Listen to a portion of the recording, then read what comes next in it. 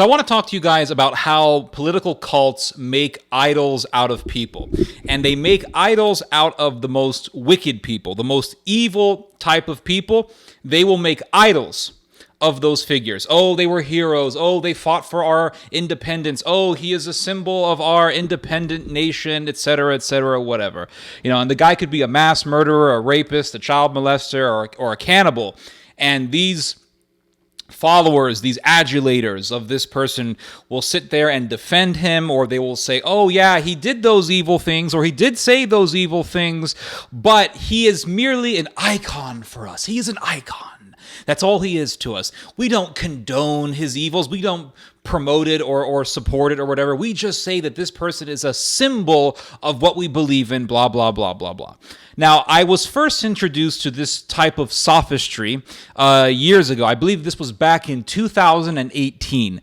And there was a Catholic academic who wrote me, and he talked about my debate with Martin Sellner. Now, Martin Sellner, I'm not sure how you pronounce it. It's an Austrian last name. But Martin Sellner was one of the faces of the European identitarian movement back in 2017. I think he still is, although because YouTube removed his channel, I really don't see much of him anymore. But at that time, he was considered to be the face, or at least one of the faces, of the identitarian movement, especially in Austria and Germany. He was really big with the Pegida movement.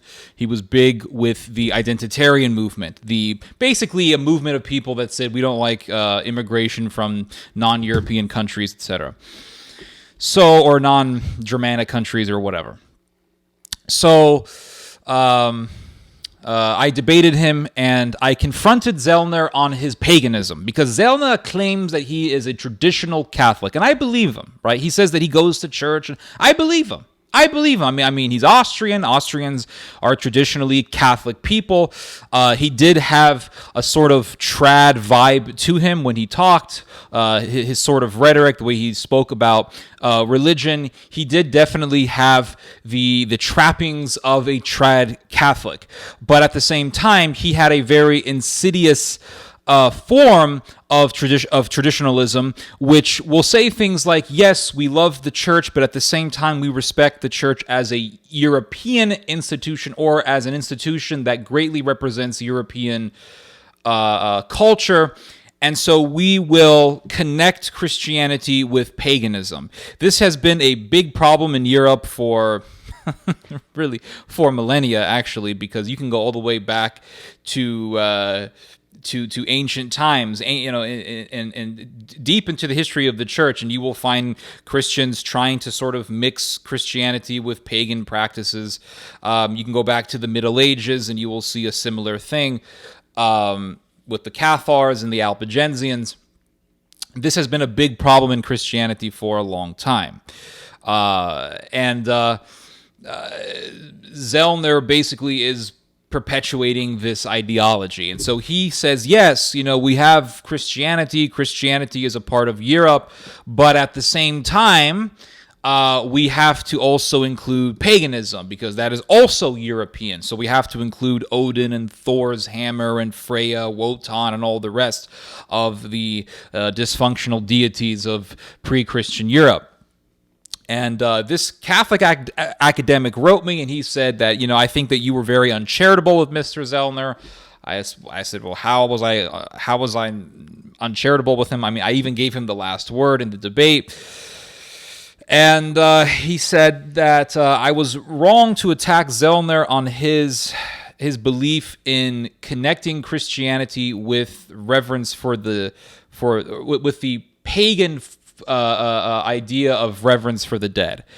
And Sellner's idea is that because in Catholicism you have prayers to saints, you can sort of parallel that with a pagan view of contacting the dead or worshiping the dead or connecting with nature and things like this. And I told Sellner that the Church Fathers would absolutely disagree with you. So this Catholic academic said that I was wrong to say that, because in Catholicism there is a reverence for the saints who are in heaven. And I tried to explain to this Catholic that that was not what I meant. What I was talking about in the context of the discussion was Sellner's belief in sort of synchronizing Christianity with pre-Christian European religion. And he said, no, you are scandalizing people, blah, blah, blah. And so I brought up, I told this Catholic academic, and I don't remember his name. He was some academic. I think he worked in some university somewhere in the Northeast. I told this guy, well, Sellner reveres and he admires and he includes Yukio Mishima in his identitarian movement. Who is Yukio Mishima, you may ask, or you might ask. Yukio Mishima was a Japanese philosopher who was trying to revive Japanese nationalism in his country after the Second World War. Mishima did this through writing books that talked about the emperor and that talked about Buddhism and Shintoism and all these things. And he also glorified the ideology of ritual suicide that was very common in Japan, and really in a way still is, given Japan's high suicide rate. And this guy Sellner, he has I think T-shirts with Mishima, and he quotes Mishima's writings. And I looked into what the identitarian movement had said regarding Mishima, and I found this because Sellner wrote for this magazine. It was called Secession. Secession is a magazine, I believe, that was started by a German nationalist by the name of Götz Kubitschek. And Secession is just, if you look, you can look into it online. It's just full of articles on nationalism and German identity, European identity. They also quote a lot of Nazi philosophers, very big into Heidegger, big into Schmidt, etc. And Nietzsche, who wasn't exactly a Nazi, but Nietzsche most definitely influenced the Nazis with his idea of the Übermensch. But I found an article on Secession that talked about Yukio Mishima. And in this article, it even talked about Mishima's love for young boys. Mishima was a pedophile, and he also fantasized about cannibalism. When I confronted Sellner with this, Sellner began to talk about how that he himself was shocked by this reality, which indicates that he knows about this sort of thing, but that he admired Mishima for his nationalism or whatever. So I was trying to explain this to this Catholic academic, and he said, well, it doesn't really matter what Mishima said in regards to his pedophilia or for his cannibalistic fantasies. Mishima is a symbol of nationalism, and that's all he is. So there was this sort of sophistry that tries to really intellectually trap you. So when you say, look, this guy's a cult leader, or he's a pedophile, or he's a cannibal, or he's very evil, people can make that completely, or they can try to make that completely pointless in the discussion by simply saying, yes, but he's simply an icon. And so what that does, or what that is really trying to do, what that attempts to do, is it tries to cancel out what you're trying to expose in regards to this individual. It would be like going to a Mormon and saying, listen, Joseph Smith was he was a criminal. He promoted murder. He talked about how how he wanted to push this phenomena of Joseph Smith or the sword. Joseph Smith really said this. He says it'll be Joseph Smith or the sword. In other words, follow me or I'm going to kill you. You can bring all these things up with a Mormon, and they could say something like, and I'm not saying that Mormons say this, but just as a hypothetical example, a Mormon could simply say, well, that may all be true, but Joseph Smith is a great spiritual symbol for me. That's really the equivalent of what this Catholic academic was saying. And I've seen this numerous times. It's like, Martin Luther King Jr. When I was growing up in California, Martin Luther King Jr. was a hero. He was a hero for justice, for equality. He had his "I Have a Dream" speech, which they had us read when I was like in third grade or something, and they even had us do our own "I Have a Dream" speech, which was interesting because I remember making up my own "I Have a Dream" speech, and I forgot what I said, except for I began the speech with "I have a dream," but I remember trying to read it to my great grandmother, and as I was reading it to her, she literally told me, "I have a dream that you would shut up." She actually told me this. I have a dream that she would shut up, or yeah. She was born in the early 1900s, so just to give you an idea. But she passed away. So anyway, different subject. So I always thought that MLK was this great hero and all this stuff, and then I started looking into the real MLK, and I found out that he sympathized with communism. He was a Unitarian. He rejected the Trinity. He was a preacher. I think he sympathized with the Viet Cong or something. Like he was no good. And once I learned these things, I was like, okay, to hell with MLK. I don't really care. But if you were to try to tell people the reality of MLK, they would say, well, he's simply an icon, so it doesn't really matter. And this is how you take somebody, how you elevate them to a point where you have people revering this person, and how you cancel out the whistleblowers, or how you cancel out those who want to try to shed light upon the dark reality of that revered figure. This is how you cancel all of that out. You simply say, he is an icon. Now, another example that I was introduced to, another example of this was with the cult of the heroes in Ukraine. When Russia first invaded Ukraine back in February, everybody, with the yellow and blue, and come to the bake sale at the local library. We're gonna have cake that's yellow and blue, and yellow and blue, and yellow and blue. This, and there was the whole yellow and blue cult, and it wasn't take the blue pill. It was take the yellow and the blue pill. And it's just insane. All of a sudden, Azov battalion became nothing. All of a sudden, I remember before the war, people were talking about Azov like it's a far-right network, it's a terrorist group. The Democrat Party, I remember, was trying to designate Azov as a terrorist organization. That just a few years ago that happened. Yes, you can look it up. Now, all of a sudden, it's like, well, some of them are kind of racy. Some of them are a little bit racist. But, hey, anybody who's going to be in the military, not anybody, but people in the military, they tend to be more far right. So, the Azov Battalion is basically like your average Trump voter at this point. Azov Battalion, they're just nationalists, proud of their country. They even have Israelis who are in their ranks, so you really can't say anything about it. And you tell people, like, Azov symbol is the Wolfsangel. Azov symbol is a Nazi symbol. They took a Nazi icon and made it their own. The founder of Azov, what was his name? Dmitry, I forgot his name. But the guy said that, it's part of our goal is to have a crusade against the Semitic-led world. And this was just this was all recently. Like, all this is with Andrei Belitsky, that was the founder of Azov. Like, all of the Nazism stuff is very recent. And for you to sit there and say, "Oh my God," like they're not that way anymore, is extreme. It's you're either an idiot or you're. Listen, I don't want to use terms that may bring people down, but you're either very ignorant or you've deceived yourself.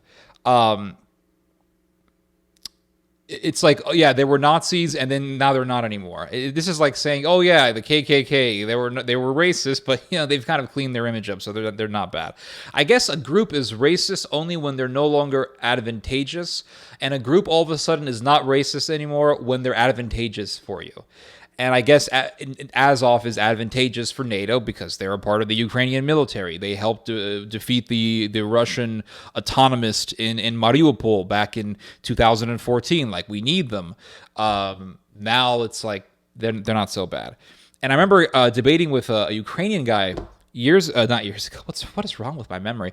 I remember debating with this Ukrainian guy last month, or was it 2 months ago? And he was telling me about how Bandera wasn't that bad or whatever. Like, the people who say glory to Ukraine, like they revere Stepan Bandera, they're not really bad because they're just patriots. And I began to tell him, like, Bandera was one of the founders of the OUN. Andrei Melnik was also a founder of the OUN. Both of these figures were in favor for removing ethnic Poles from certain regions. I've talked about this a million times: Volhynia, East Galicia, Lvov, etc. And the Ukrainians consider these people heroes now. They consider the OUN to be an organization that was full of heroes who fought for Ukraine, etc. And this Ukrainian guy literally said, well, they are simply icons for us. They're icons of independence. That's all they are. So basically, anytime someone tries to tell you about the evils of a particular figure that you revere, you use this strategy of sophistry to cancel out whatever they're trying to say. And it's come to the point where I'm seeing people who consider themselves liberal either minimizing the evil of Azov or just downright supporting Azov. It's insane. So I just found this today, and I had to do it. I was going to do this video anyway, but I saw this a couple hours ago, and I'm like, I got to include this in my video. So there's this lady that I follow on Instagram. Her name is Alisa Timoshkina. I think she's a Russian or Ukrainian, but she lives in England, I think. And she's, liberal, pro-choice, whatever, the whole thing, LGBT, rainbow flag stuff. And she did this Instagram post. I couldn't believe it. Look what she says here. I could not believe what I was seeing. I'm like, oh my goodness. These are liberals in England, right? So, Alisa Timoshkina, she says, last night I got a message from a woman called Katya. She is wife of Azov regiment soldier who is currently fighting in Azov steel plant, ! So, if you think, well, what's so bad about this? Well, let me just put it in a different perspective to help you understand. Replace Azov with ISIS, and then she'll say something like, or she would say something like, last night I spoke with the wife of a member of ISIS, and her husband is currently fighting with Russian forces in Syria somewhere. Would you really give a shit about the wife of an ISIS fighter? I don't. But all of a sudden, people want to care about Azov fighters. She says, Katya, together with other wives of the Azov soldiers, is doing everything possible and impossible to get their husbands together with the civilians out of Azov steel safely into Ukraine. I have a letter from them for Boris Johnson, which I am sharing here. I am also asking for your advice and help to spread the word and reach any politician and other people of power in the UK and wherever you are in the world. So let's support Azov. Let's get Boris Johnson to support Azov. I would also like to share details of a foundation that supports Azov soldiers. And if you feel called to donate these money, that's how she put it, these money would go directly to help the people in Azov steel plant. Yeah, I saw a story last night. It was from the New York Post, and it talked about how some Russian guy got stabbed in a bar by a Ukrainian. And according to the story, this Russian guy was with his friends at a bar, and some Ukrainian guy came up and he's like, you look Russian. And he's like, well, what are you talking about? I'm part Ukrainian. So they start talking in Ukrainian because the guy's acting like a maniac, and the Russian guy's trying to calm him down. And the Ukrainian guy is like, I want you to say a word for me to prove that you're not like some Ruski or whatever. And the word was something like, hold on, the word was, it was like some kind of Ukrainian bread. Yeah, here it is. Palyanitsia. And this is a word that Ukrainians like to ask Russians to say because they can't really say it or they have difficulty pronouncing it. So he's like, say Palyanitsia. And then he said it, but he kind of stumbled.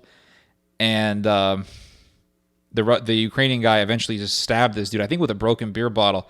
It's insane. It's insane, guys.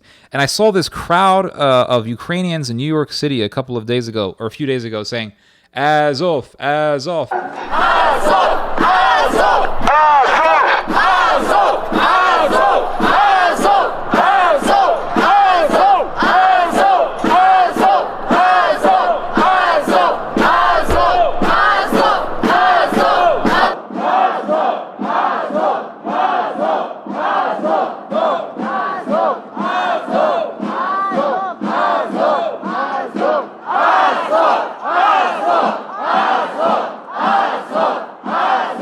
It's like, okay, I don't know.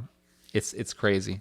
It's crazy how all of a sudden fascists can be considered fashionable. It's pretty much what I predicted years ago when I said that fascism is becoming fashionable, and you're seeing a little bit of it just manifesting right before you. Anyway, you guys just heard some theology. God bless.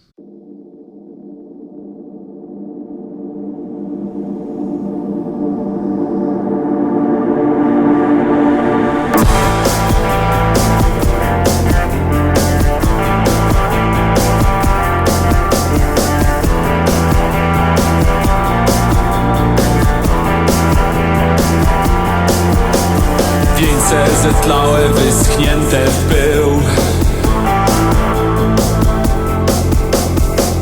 bogactwo zdobyte i utracone,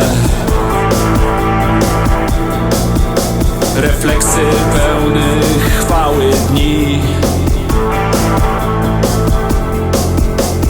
Ile wyszarpnę, nim przyjdą po mnie.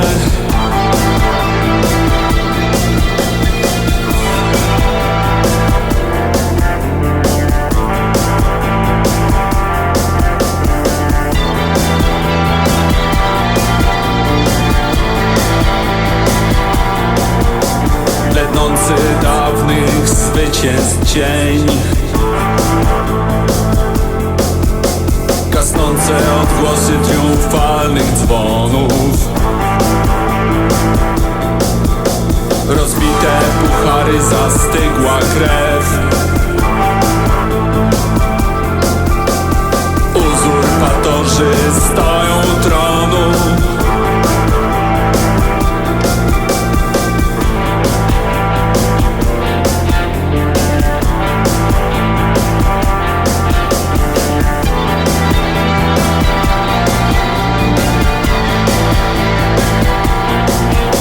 ostatni widok w gasnących oczach,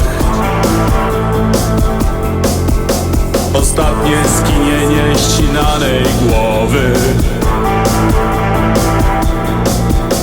Za każdy oddech zapłacisz dziś. Ze wszystkich wygranych rozliczony, skruszony w popiół w ogniu zmian. Czekam na falę, co ma mnie zmyć. Wbijając palce ciągle trwam, wczepiony w piach, opadam z sił. Skruszony w popiół w ogniu zmian. Czekam na falę, co ma mnie zmyć. Wbijając palce ciągle trwam, wczepiony w piach, opadam z sił. Skruszony w popiół w ogniu zmian. Czekam na falę, co ma mnie zmyć. Wbijając palce ciągle trwam, wczepiony w piach,